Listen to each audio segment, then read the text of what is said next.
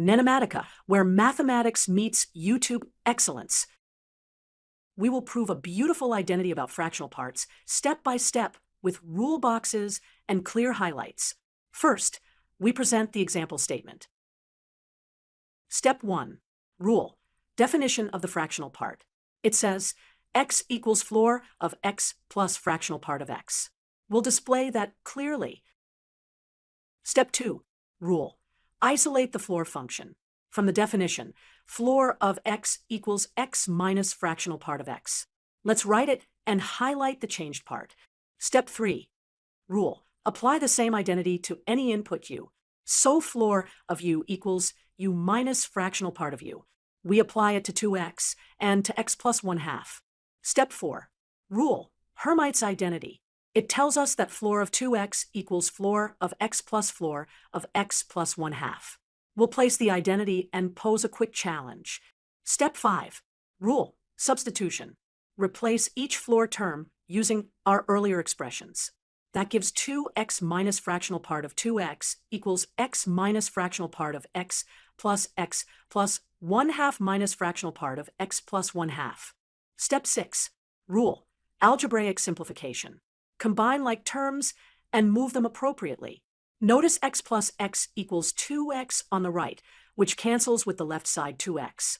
Rearranging yields fractional part of x plus fractional part of x plus 1/2 equals of x plus fractional part of x plus 1/2 equals fractional part of 2x plus 1/2. Let us quickly check numerically for two values. Take x equals 0.7. Compute both sides. Now take x equals 1.3. Again, evaluate both sides. Summary. We used the definition of fractional part and Hermite's identity, applied substitution, and simplified to prove the identity. We also confirmed with examples. In this example, we will compute a classic fractional parts sum for coprime natural numbers m and n, with m greater than 1.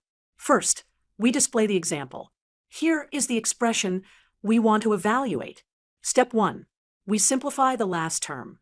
Because m is a natural integer, its fractional part equals 0. So curly brace m curly brace equals 0. Step 2. We define the sum and write it in two equivalent forms. First, define s as the sum from k equals 1 to n minus one of the fractional parts of k times m over n, plus the fractional part of m. Using the result from step 1, we write s with the final term 0. Then we write the same sum in reverse order. Step 3. We analyze the kth terms in forms 1 and 2. If two non-integer numbers have an integer sum, their fractional parts add to 1. For k from 1 to n minus 1, km over n plus n minus k times m over n equals m, an integer.